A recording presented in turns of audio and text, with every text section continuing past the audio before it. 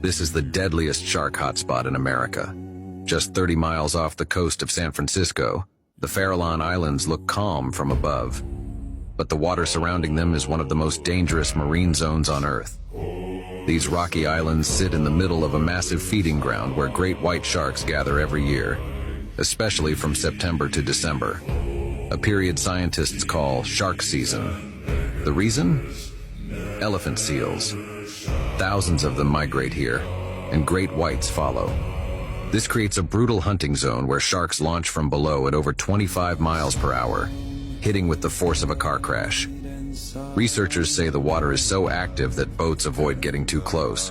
There are no public tours, no swimming, and stepping on the islands without government clearance is illegal.